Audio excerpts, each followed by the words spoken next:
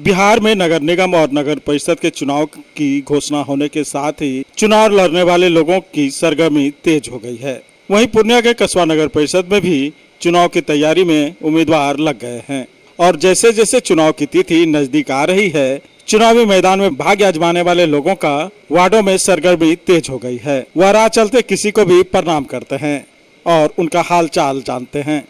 Ward के लोगों का कहना है कि जिनको वह कभी देखे नहीं थे, वे लोग भी अब वार्डों का दौरा कर रहे हैं और हाल चाल जान रहे हैं।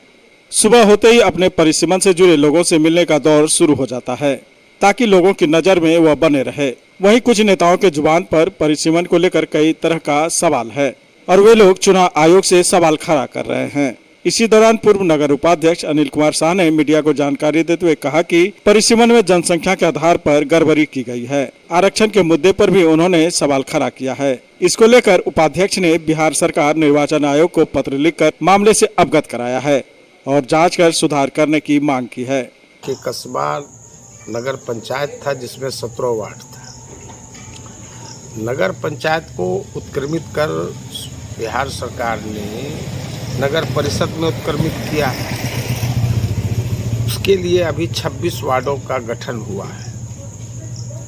पहले तो चूंकि नगर पंचायत की कुल जनसंख्या जो है 2011 के जनगणना के अनुसार 30,421 था। चूंकि नगर परिषद में उत्क्रमित करना था तो जनसंख्या को इसके साथ जोड़ना था जो नगर परिषद के अनुरूप। तो उसके लिए पहले मोहनी पंचायत को जो है जोड़ा गया, लेकिन किसी कारणवश वो फिर बाद में उसको नहीं जोड़ा गया तो बरेटा पंचायत को जोड़ा गया, जिसकी 12,638 जनसंख्या को। आपसे ये जानना चाहेंगे कि नगर पंचायत से बरेटा और मोहनी पंचायत की दूरी क्या है? दूरी अगर आप कहेंगे तो नगर पंचायत से कम दूरी पर मोहनी पंचायत है, उससे ज़्यादा दूरी पर जो है बरेटा है। लेकिन चूंकि फर्स्ट टाइम तो मोहनी पंचायत को लिया गया था, लेकिन चूंकि अब किस कारण से सरकार का किस नीति के तहत उसको जो है कि नहीं जोड़ा गया तो बरेटा पंचायत को जोड़ा गया। ठीक है, देखा गया कि नज़दीक बरेटा है, उसके बाद सेकेंड में तो उसको जोड़ा गया। तो उसको जो जोड़ा गया तो उसका 12,638 जनसंख्या बरेटा पंचायत का है, कुल बरेटा पंचायत जिसमें कितना वार्ड बनाया गया? 9 वार्ड बनाया गया। अच्छा, 9 वार्ड में क्या लग रहा है आपको? आप ये गणित का बात है। 12,000 के मतदाता, 12,000 की जनसंख्या पर आप 9 वार्ड का गठन करते हैं और 30,000 की जनसंख्या पर वही जो 17 वार्ड था आप उसको वही 17 वार्ड पर रख देते हैं, तो ये अनुचित नहीं है। जब यहाँ 30,000 की जनसंख्या है, वहाँ 12,638 वहाँ की जनसंख्या, यहाँ वार्ड 30,421 है। तो अगर आपने 12,638 की जनसंख्या पर 9 वार्ड का गठन किया तो उस अनुरूप आप यहाँ 30 होना चाहिए नगर पंचायत से, वो नहीं हुआ। दूसरा है कि भारत सरकार निर्वाचन आयोग, बिहार सरकार निर्वाचन आयोग और बिहार सरकार के फार्मूला के अनुसार जो आरक्षण होना है, उस आरक्षण में पूर्व के नगर पंचायत के 17 वार्ड में 15 वार्ड आरक्षण की कोटि में चला गया।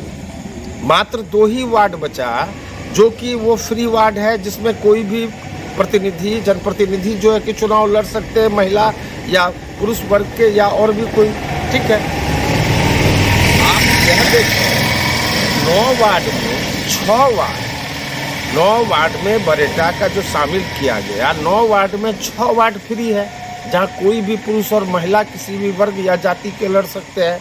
तो ये सरासर अन्याय नहीं है।